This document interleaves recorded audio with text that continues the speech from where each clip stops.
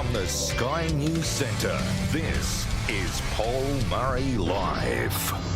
Thanks very much for watching. Big breaking news tonight. Remember when clueless Claire O'Neill tried to tell us that she had everything stitched up when it came to the 150 people that they let out of detention because the High Court said one had to leave? To create the toughest possible preventative detention regime. And remember what that idiot Andrew Giles said when they gave visas to people as they came out of permanent detention because the High Court said one had to come out of detention. We are making strict laws stricter, tough laws tougher. Well, the breaking news comes via Channel 7 tonight. It's Chief Political Reporter Mark Riley, and this is huge. 7 News can reveal that lawyers from the Department of Home Affairs just in recent days identified what they call technical inconsistencies with the original Abbott government laws that render them and the laws amended here in November both invalid. So the people that have been let out, remember originally let out with no visas at all, some of them let out with a promise of being kept under security guard, but of course they had no security around them. A collection of people who have gone before the courts because they have breached the terms of their visa. We now learn tonight that the very visa they were let out under, after they tried to put the back in the horse in November and December, after a court case that they knew could go 50-50 from May and then again in July, and they tried to outmuscle the opposition who was pointing out the problems with what they were doing. But guess what? The ultimate solution is that these visas don't stack up. Now, does it mean that these people are going to be brought straight back into detention? Sadly not. Instead, their legal status becomes just a bit iffy. They will remain amongst us. And you know the list of people who were kept behind immigration bars and why both governments wanted to do it, but then this government decided to let the full 150 out the door because a High Court made a ruling on one of the detainees. And this government has been on the back foot ever since. Unbelievably, despite the entirety of the federal bureaucracy, despite every member of cabinet, every ministerial advisor, the people who write the laws, the people who debate the laws, the people who pass the laws haven't matched up.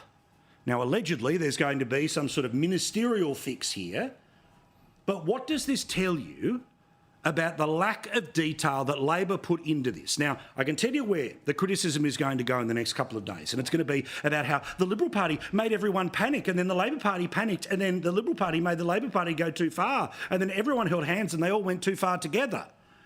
But I'll tell you what actually happened here, which is the government for a full 12 months knew that there was a High Court challenge that could see one detainee win a case that indefinite detention was to be ruled illegal. Now, this government made the assumption that because that happened with one person, well, then it applies to everyone, so all of them have to go out. Now, the Liberal and Peter Dutton view is that every single one of those 150 should have had to go to the High Court to stretch the process out as long as possible. Now, that's debatable whether that would have been a system or not. But for how many months did this government, through the human rights agencies, fund the bloke who was suing them, plus they were funding the government, they were funding their own efforts as the government to try and keep these people behind bars?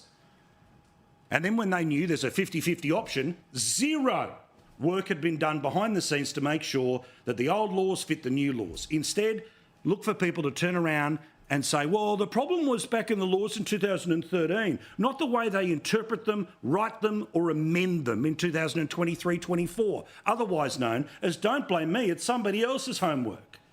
These are the people who are allegedly keeping you safe. And for their part, I don't know exactly when these comments were given to 7 News, but I assume because they were toward the back end of the story, it was after they had been made aware of the claims and the fact that Channel 7 knew them. Here's that idiot Andrew Giles. Look, this is not about fault. This is about making sure that we continue to take every step to ensure that community safety is paramount. It's not about blame. These people write the laws, debate the laws, vote for the laws. But very obviously, no one is actually reading anything here. Instead, you have a series of people that are just farming it off for somebody else and assuming that they're going to do the homework. And once it gets handed to them, they don't double-check anything, let alone the spelling, the legal standards or anything else. Quick, rush off, do a press conference to say, we're doing this in the Parliament this afternoon, and then don't even bother to go back and check their work. Instead, they've won the front page. You are seeing here a failure of an entire political class, from the front bench to the back of the public service, that is only interested in making things go away than actually coming up with solutions. You know the many people who have been released from detention and how any decent person amongst us would not exactly be all that excited if they were living anywhere near you. These are not the people who are the tired, hungry, the poor, the refugees, the desperate to find a new life. These are the people who have got some pretty serious questions over their character and form in their past life. There's a reason they were in that detention. The High Court makes its ruling, and I'm not pretending that you can ignore the High Court. But whether you slow play the ball, but at the very least, when you respond to the High Court by letting these people out, you have the visas and the paperwork that guarantee that when they don't turn up at the time you tell them to turn up, you can hold them legally responsible for it. And at best, about 10 people that have gone through that process have breached their conditions of the visa that has now been ruled to be invalid. Now, I got a huge response to our show on Sunday about the number of people that have written to the Senate inquiry about cost of living, about the difficulties that they're having when it comes to their lives, and particularly via petrol. You know the story, including Lindley. And she told this story, Lindy Kay, I should say, that she doesn't go anywhere due to the cost of living pressures. She only leaves the house for essentials and goes on long stretches of time without social interactions. I don't go to the movies. I don't go out for dinner. I don't go to the pub. I used to love going out, but I've had to get used to the isolation. Other examples of people who have written to that committee. I haven't seen my family, who live 800 kilometres away, for 3 years, as I can't afford $300 in the cost of fuel. I can honestly say that my state of mind is slowly deteriorating, so sad that I can't drive and see the grandkids. Another one here. Not been able to see my granddaughter due to fuel costs. I have no social life. Visiting my adult children is nearly impossible due to petrol prices. My mental health has been severely damaged. Now, when you have that sort of evidence before you, let alone the common sense that petrol prices at more than $2.30 a litre, when 49 cents per litre is tax in this country, tax decided by the federal government, well, you would think there's an opportunity to ask the Prime Minister if he would cut petrol tax, go back to where he was when he became Prime Minister, which is when petrol tax was 23 cents a litre, not the best part now of 50 cents a litre. Well, today he popped up in a home ground game, that being ABC Radio. This one was ABC AM. Now, that's him in the past turning up on ABC Radio, but I'm sure it all looks the same. This time he was on the phone. Now, despite all of the issues that we talk about, despite that many stories where petrol prices are given as a reason why people don't leave their house or see their families, do you reckon there'd be any chance that when he turns up on the ABC, that somebody would actually be willing to ask a question about these issues? Well, no. Instead, this was one of the priorities of the person asking the questions this morning. Okay, and just finally, before I let you go, I wanted to ask, have you ever experimented with altering a family photo to improve your look? Seriously? Of all the things there is to ask a Prime Minister, and I get it, I don't mind the funny little question at the end, all the rest of it, but when you don't actually engage with the issues broader than the ones that they've given you the press release to ask about, you've missed an opportunity. And certainly an opportunity has been missed here because, remember, it is the ABC themselves that are the ones who have done an awful lot of reporting about the Senate committee and the written submissions. In fact, whack up the headline, because all of those examples that I've just given you about people who can't see their family, friends, leave their house, see their grandkids because of petrol prices. It's been reported by the ABC. So we know the ABC wouldn't dare comment on an exclusive story that came out from anywhere else, or anyone else's hard work, anyone else's follow the data, follow the dots. No, that can't be discussed. But this is from within. Instead, a question about the bloody photograph of the royal family.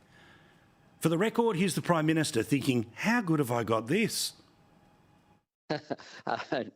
No, I haven't, David. I think I know what you're referring to there with the photo of the Princess of Wales, and it's I think unfortunate that this has become a public issue. I think the real issue is everyone wishes the Princess the best of health for her recovery. And the photo of her delightful children, I think, was a very warm one.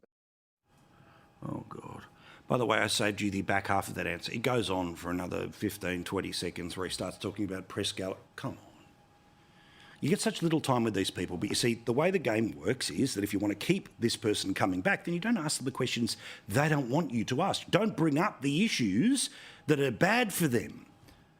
And you can see that about people when it comes to access journalism. We've talked about it, about how it becomes corrosive. I've spoken in the past about my own failures when you do get caught up in the games of access. Always been honest about that as one of the flaws that inevitably comes. But I always step out of it and I see the reality that when you've got the opportunity, when you've got the Prime Minister, when he's there and he wants to talk about $4 billion worth of extra housing in Indigenous areas in the Northern Territory, great, 1-2 questions. But while I've got you, Prime Minister, what's your message to the lady who can't leave her house because the petrol price is so high and you won't cut the taxes? Oh, of course, there was no questions asked at all about his decision to increase petrol prices, by the way. Remember, they didn't just inherit 23 cents, they let it go back up to the mid-40s, and then, due to indexation every 6 months, it's now at 49 cents a litre. Might ask the Prime Minister a question about that? No way at all. What about Stephen Jones? Any chance to ask a question about the bloke who's accused of spending $43,000 on hire cars from his Shell Harbour electorate to go down to Canberra because, I've got to fill out my paperwork here. Apparently he doesn't get sick in the back seat while he's filling out the paperwork. He's certainly not on the phone because it doesn't matter if you're in the front seat, the back seat, you're sitting on top of it. Like the grandmother from National Lampoon's Vacation. The mobile network doesn't work for about an hour between Sydney and Canberra. Then, of course, he could have been asked about Tony Burke. Is it exactly fair, Prime Minister, when we're talking about cost of living, that your minister spends the best part of $44,000 on flights, $8,000 on cars for 4 days for a trip that really wasn't part of his job just so he could go to America? In the meantime, the Prime Minister is so arrogant post-Dunkley, so certain about the inevitability of his victory today, tomorrow and forevermore because Murpharoo's pouring the lefty sugar in his ear. It's all about how bad Peter Dutton is. Can you believe this is how low politics has become in Australia, that this is the Prime Minister's argument against nuclear power in a state election in 2024? Labor is the party of the light on the hill. The Liberals just want us to glow in the dark. Seriously. I mean, France, Germany, the United States, how many, about where nuclear power exists. We'll discuss it, of course, a little bit later in the show. But for his part, Peter Dutton has challenged the Prime Minister to have a debate on this particular topic because it is about the future energy grid. OK, you want to spend $1 trillion on renewables? Well, I want to spend maybe less than that, but I want to get us to nuclear power. Your serve. Here's Peter Dutton. I'll meet him at the press club or wherever he wants at any time. But again, the swagger of the Prime Minister who knows he can go through interviews with friendlies that will never ask him questions about his own record, about his own lies, about his own decisions, about his own failures when it comes to cost of living. Repeat. Cut petrol tax, Prime Minister. I know you don't want to do it because I'm suggesting it, but what about you do it because there's the lady in the bush who can't leave her house? What about you do it because they're the people who can't drive to go and see their family members? All right, I know you've got your little minions running around in the media at the moment trying to call this station, this program, me out for the incessant focus on cost of living. Well, too bad, pal. This matters. It matters to normal people, and therefore we will talk about it, and we will talk about it all day, every day, no matter what sludge is being pushed around in the background. For his part, the Prime Minister, well, his response to the should we have a debate? Peter Dutton's incapable. He hasn't been to a national press club yet. Not once. He's never done. He couldn't find it. He couldn't find it. You'd have to get him a map first, and you'll have to fly down to Canberra and drive him there because he doesn't know where it is. He hasn't given a serious policy speech since he became leader of the opposition. Well, I wonder if he knows where Alice Springs is, where currently youth crime is currently rampant. You know, the place that he popped into for a couple of hours before flying down to Melbourne and spending 2 days at the tennis. You'd like an example of a map, Prime Minister? I can give you an app that'll take you to this place called a petrol station. You can look up and see what the price is. You were blowing up when the price was about 50, 60, 70 cents cheaper than it is right now. But of course, that was just to get yourself to become Prime Minister. Now you've got a free fuel card. Bugger everyone else. A further example, by the way, about how all of this plays out and about how people from the coalition are treated as opposed to the government. Now, Ted O'Brien is the energy spokesperson. He's the one who's also there trying to talk about some of the details in and around the idea of nuclear power. And he gave this interview with our mate Andrew Clennell on Sunday morning here on Sky News. Good show, Sunday Agenda. Well, as he gave that interview, he was asked back and forth about what would be the timelines. He said probably we'd be able to get nuclear underway within the best part of 10 years.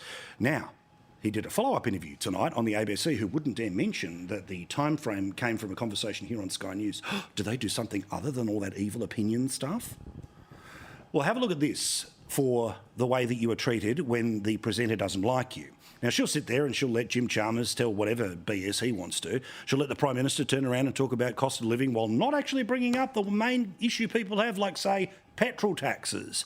Oh, but if you want to have a conversation about something other than renewable energy, you will be interrupted, and I'm not joking, 26 times.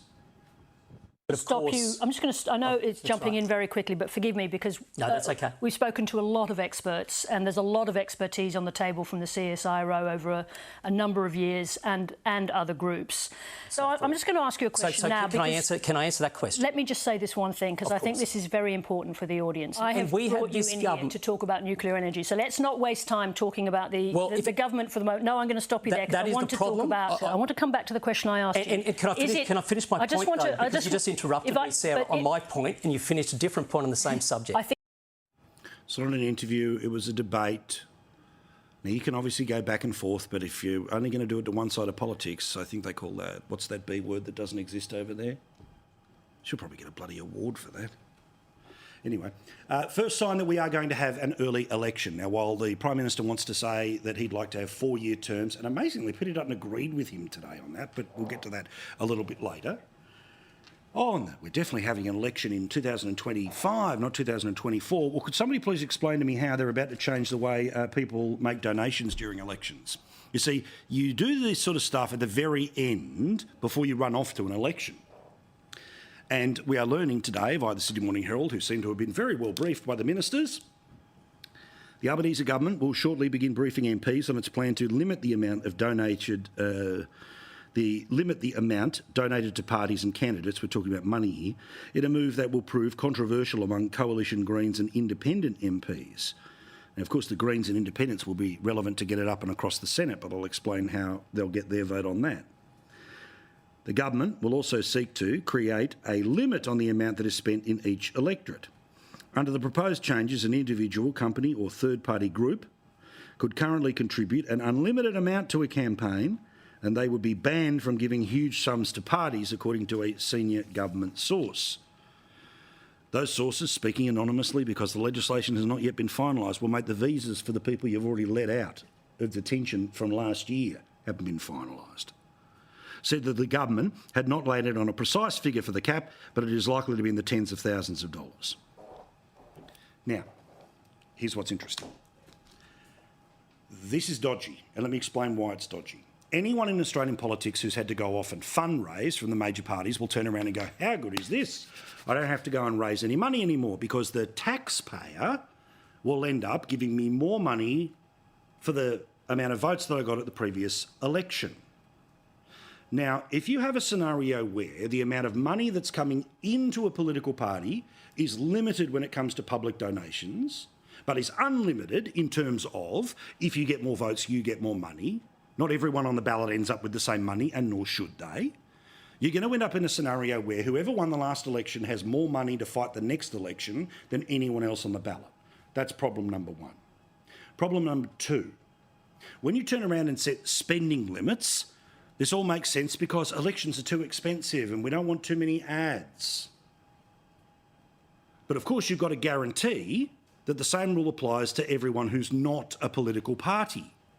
So say Advance Australia on the right, Get Up on the left, Climate 200 on the left, unions on the left. Oh, am I suggesting there's more options to the left when it comes to these third-party groups? Hell yeah. And then there's, of course, the situation about unions.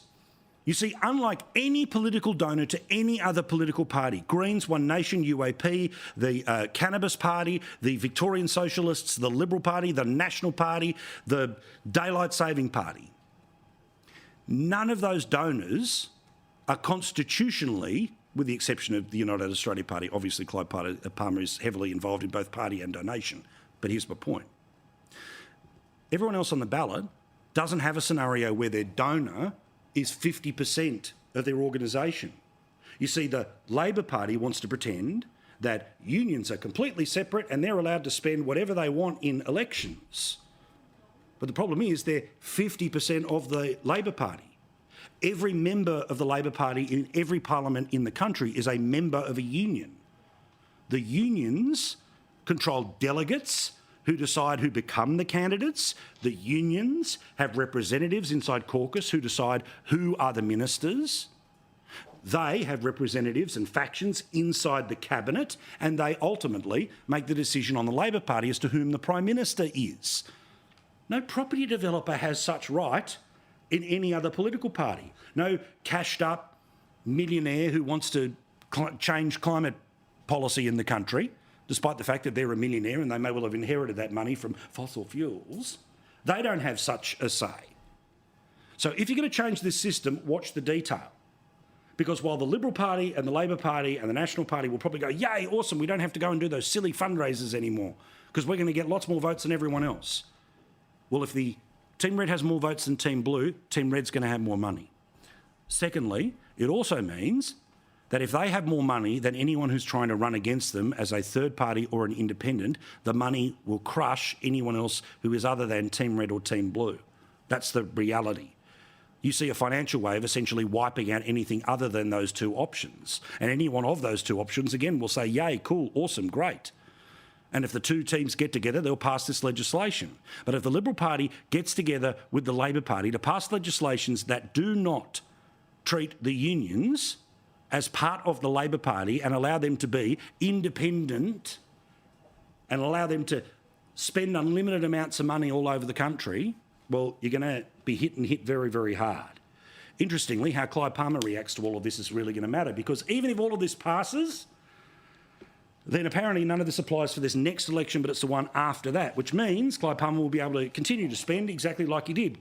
And we remember in 2019 when he spent the best part of what, was it 30 million bucks, I think it was, maybe a bit higher, on regular ads, and they targeted Bill Shorten. They went very hard. Not only were they more effective than the Liberal Party ads that were around, the preference discipline that came out of the United Australia Party helped the Liberal Party get over the line. But when the ads were, bugger them all, and the preferences spewed everywhere, in part, that's how we got the result of the government with the lowest primary vote it's had since the turn of the last century, ending up as the government of the country, who now thinks they're protected by a system that will guarantee they have more money than anyone else in Australian politics. Oh, but you'll hear all the people on the inside tell you it's a great new system. You'll just have to keep paying and keep paying and keep paying and keep paying. Just like you paid for their highest pay rise in 10 years, just like you pay for them on travel, just like you pay for them to have a fuel card while they increase your fuel taxes. Magnificent, isn't it? Truly amazing. And just quickly, some polling which gives us an idea about where people are at the moment, but there is no election coming this time soon, but if there was magically this weekend, what would happen? Well, there might be a slight problem for the Prime Minister, but of course the Greens and all the rest of the preferences will get him over the line. That's why they're talking about a minority or a majority, not a change of government, because, of course, the Teals, they sit where they sit right now. 49% of Australians say that the country's headed in the wrong direction. 33% say the right direction. Well, don't tell the Prime Minister, but his disapproval rate is higher than his approval rate. 47% disapprove to 42% approve. Shh, don't tell anyone. On two-party preferred, the Labor Party does leave 48 to 47. 5% of people are undecided. Two-party with men currently is in favour of the Liberal Party, with women is in favour of the Labor Party, but a very significant number of people remain undecided. Perhaps some of them might be the people who are slightly worried about how much money they have to spend on petrol tax. Cut the tax, Prime Minister. Quick break, back with more. In for a big one tonight, and looking forward to being joined by Nigel Farage in a few moments' time here on Paul Murray Live. Just getting started. Ooh, he's in a mood tonight. More in a second.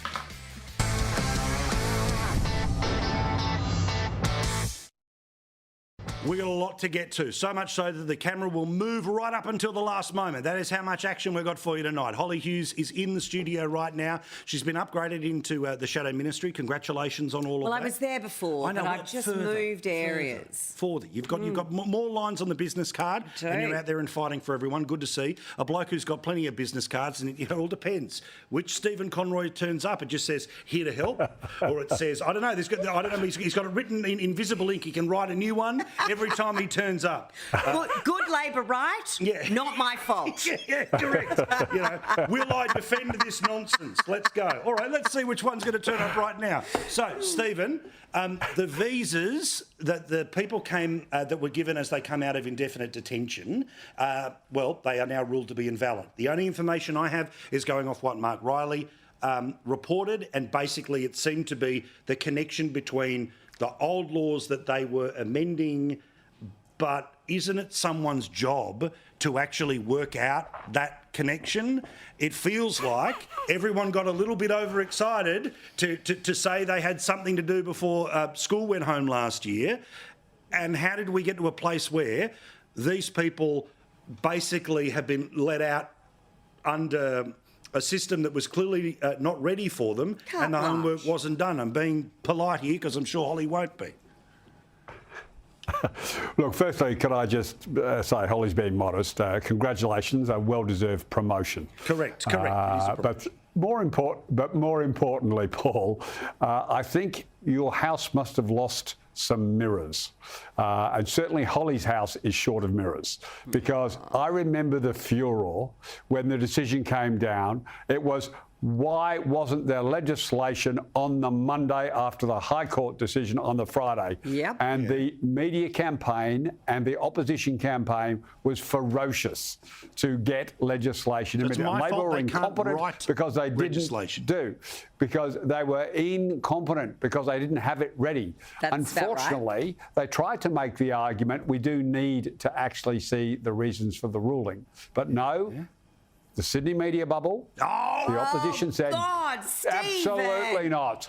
Absolutely not. We've got to have this legislation now. Oh, yeah. What I say, let's be very clear. Nice the legislation, try, which was agreed with Peter Dutton and Holly and the Liberal Party, was always going to be flawed. Okay. Well, should we get a true not ones I wanted to be right. Should we get a Holly, true if I could just finish up, I am almost finished, Holly. So we're not going to Ted O'Brien you here. We'll let you get from day one, this legislation is flawed and will not stand a High Court challenge. And all that's happened now is they were proved right, unfortunately. Okay, so I love it. The government That's just what said happened. They did their homework, wrote everything up, was bullied into it by the evil dude at night. Yeah. Come on. I love you, Stephen, and, I do appreciate the business card that says good Labor right member. I'll tell you what his business card says tonight. Pushing it uphill. Yeah, mate, they were the days when you guys could actually be trusted and understood how the world worked. But we now have a situation where, so let's go back. We had the High Court hearing an appeal. This government was advised, you know what, it's not looking that good. Against your legislation. Probably. What's the history wars here? Mate, no one had else been released before. And you know why it didn't look so good?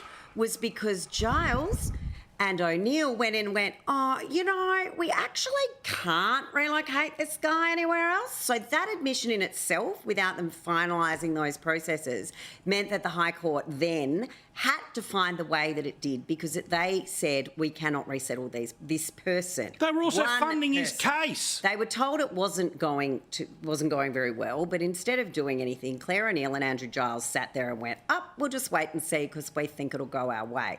Oops, it didn't. Murray Watt storms into the Senate on the day, because it was a Senate-only sitting week, and says, we will be waiting for the High Court's reasons to come down before we release anyone, in very firm language to the Greens when he was asked. And to you then come in the held next him day, down. to then come in the next day and go, oops, my mistake. We've already released about 39 of them and we're going to keep going with it.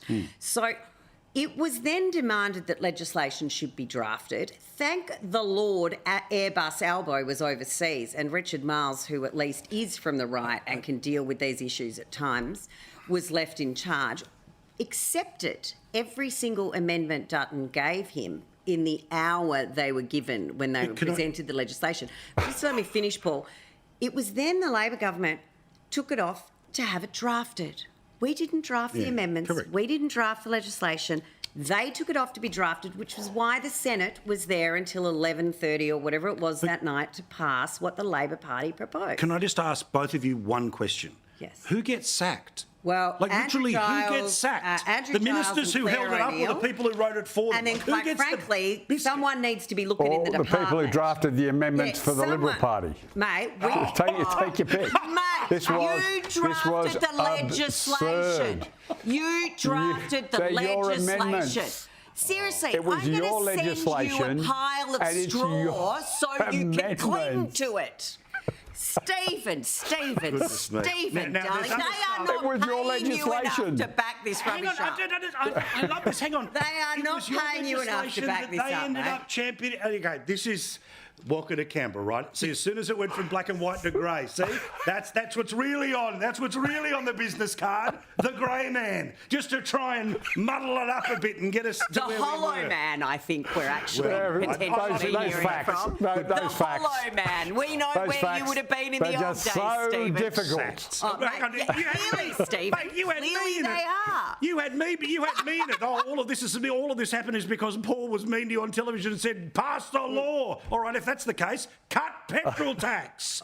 All right, let's talk about the aged care stuff, because we've got this thing where the government was in the room with a bunch of people, including an awful lot of people from the industry, but sitting in the room deciding what are we going to do with aged care, okay? They've heard all the proposals, and then they write it up into the report, and then they leaked the report in December, and then they hid the report in January, they hid the report in February, and they wouldn't tell anyone about it before Dunkley, and now here we are a little of the way into March, and they've released it, but they aren't commenting on which bits of this process they're going to try to put in place. Now, they've already said up front, no changes when it comes to the family home. Good, tick, excellent. But the day-by-day expenses, the bonds, all of these other systems that everyone who has had to go through that system or tried to get a family member into it understands that's the devil of the detail, right?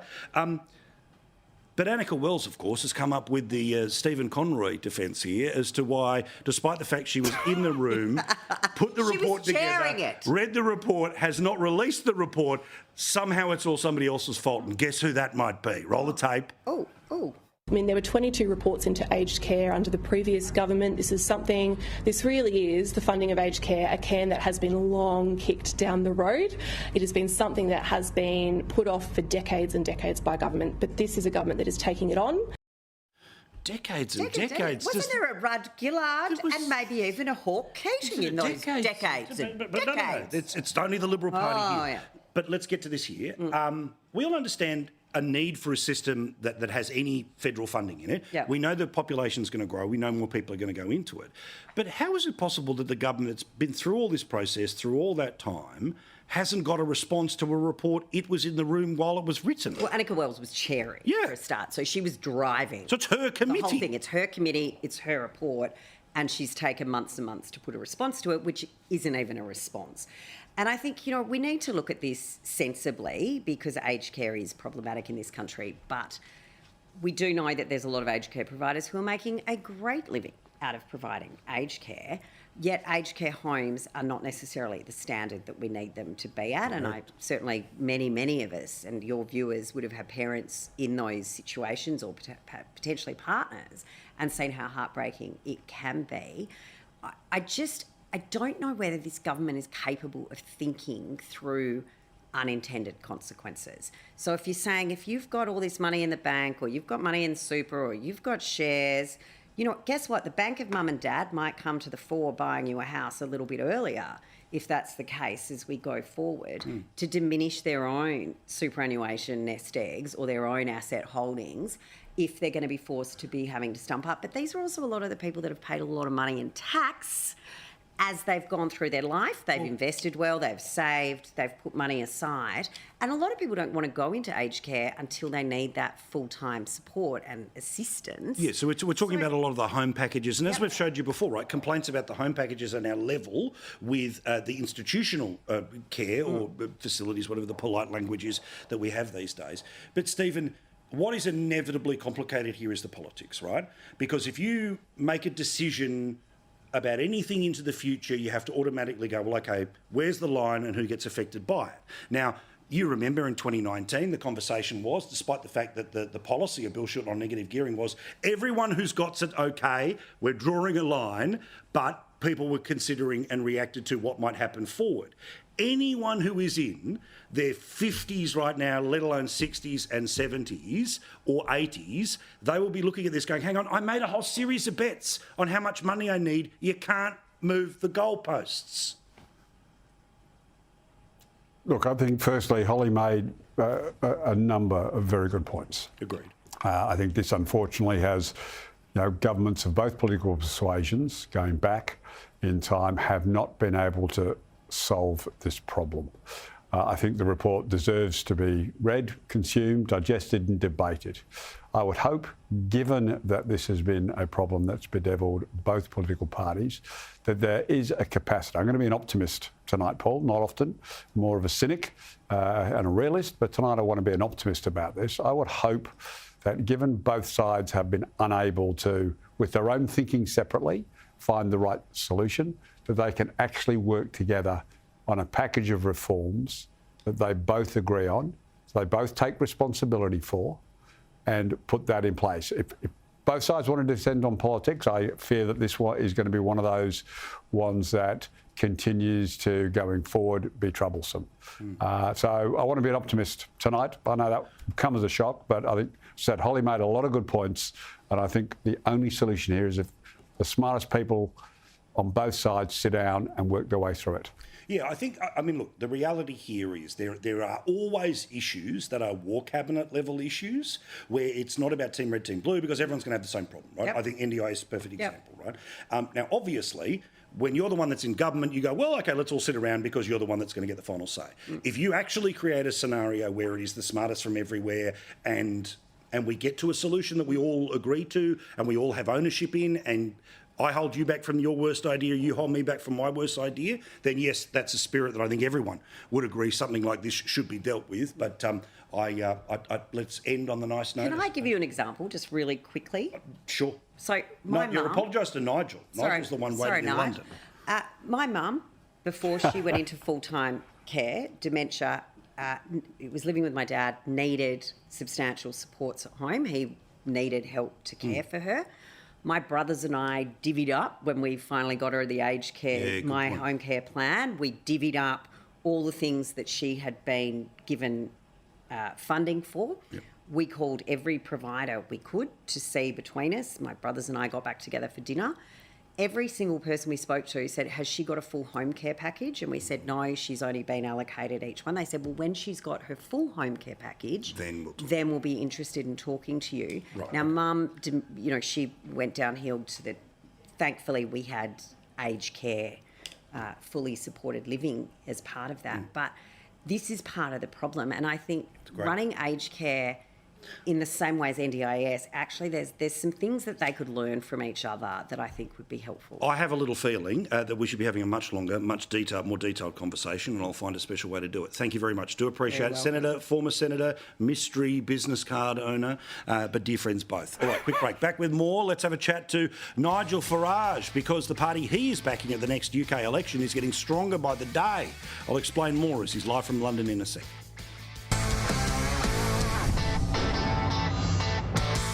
All right, this one's going to be a fun one. Jonathan Lee in a couple of minutes about a great doco coming up tomorrow night about the failures of Facebook and the Australian media. That in a second. But first, the great Nigel Farage joins us now from London. Now, the Reform Party is the ticket that really could make a massive impact at the election. It's polling incredibly well. But now you've got a seat in Parliament without an election because a Conservative has now said, bugger that, I'm with Nigel. Yeah, his name's Lee Anderson. He was a coal miner as a young guy. He's northern, very working class, and as they say up north, blunt.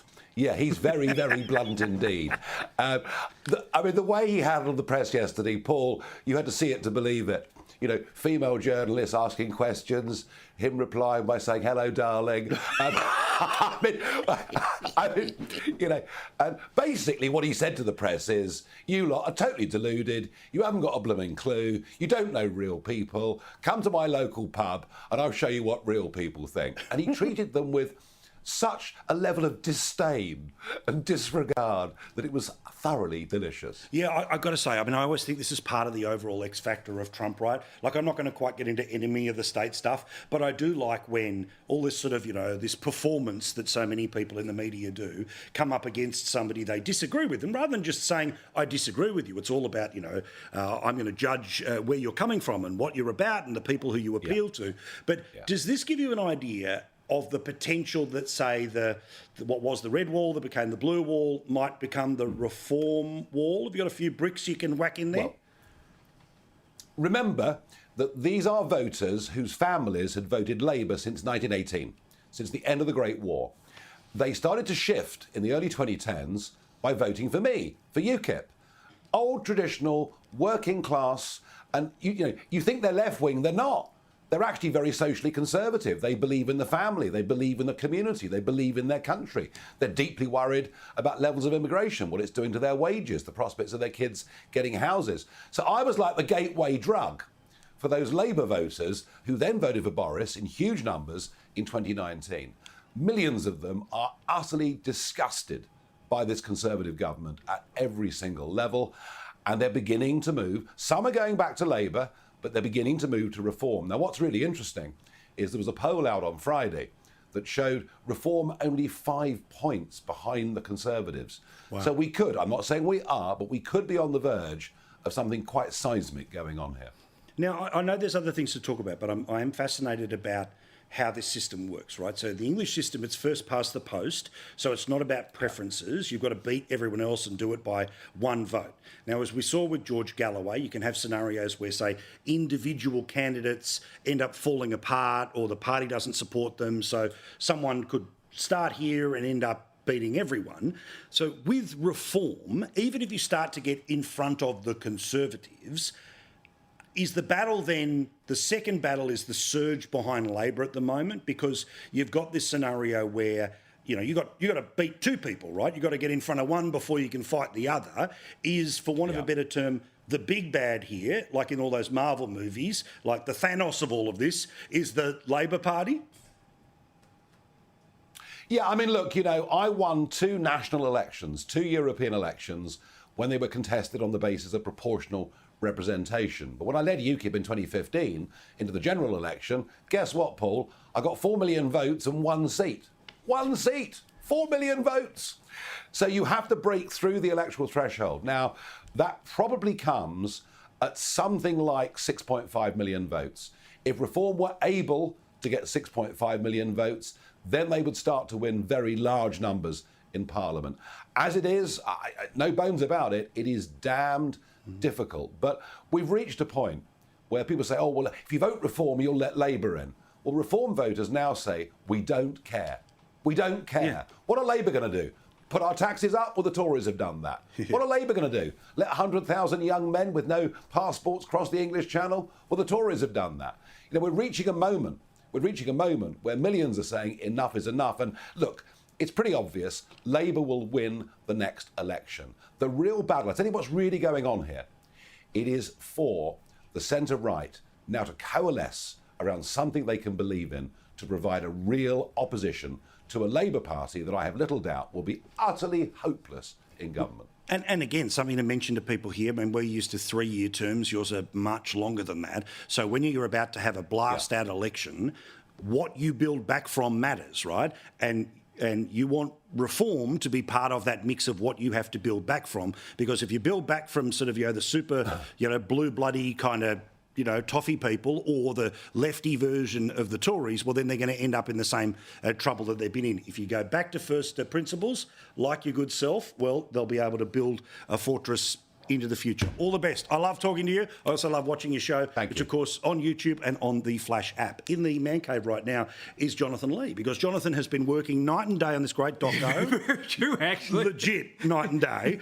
It's about the tech tyrants. It's on tomorrow night. It's at 8:30. Yeah. Now, if you're somebody who goes, media, talking about media, who cares? It matters a lot, because what we are allowed to put out there and how people see things is the whole debate these days. We know that the world is bigger than television, and we know that social media plays a part in people learning what's going on. We're in effect talking about a company here which has more power than almost nation states. In some regards, certainly more than nation states, bigger than power, bigger than energy. Effectively, they've been using Australian media content for free and making billions, or at least hundreds of millions of dollars for years. Better part of 3 years ago, the coalition government put in a media bargaining code, said you've got to come to the negotiating table here and pay for the content that you make revenue from. And Facebook did that. Now they've said, middle finger to the Australian media and effectively the Australian public, we're not going to pay for your content. The reality is it's going to hurt jobs, rural jobs, big time. Here's a little of what we heard. As parents, we have to ask ourselves, okay, how do we move forward in society where this technology is not going anywhere?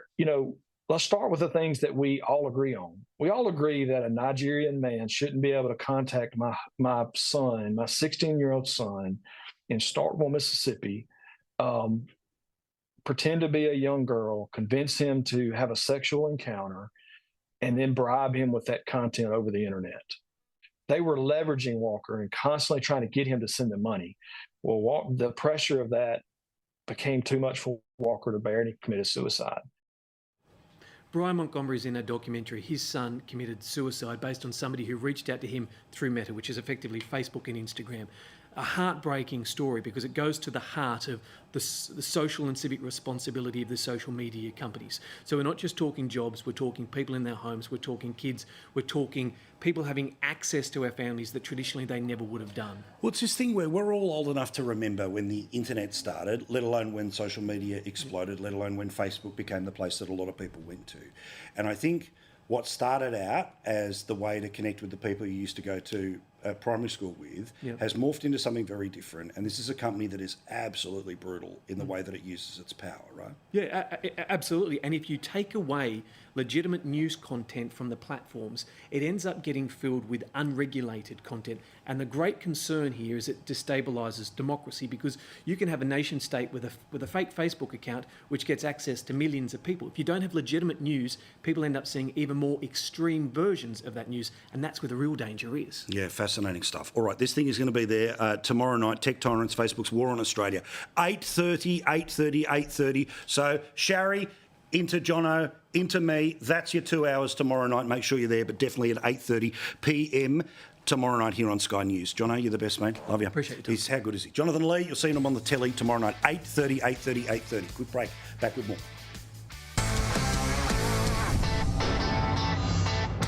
Not this Sunday. Next Sunday, we're coming to Balgowlah on the northern beaches of Sydney for Our Town. If you would like to join us, please send me an email, ourtown@skynews.com.au. If you're anywhere near Sydney or can make it up to the northern beaches, down from the Central Coast, we'd love to see you. Ourtown@skynews.com.au.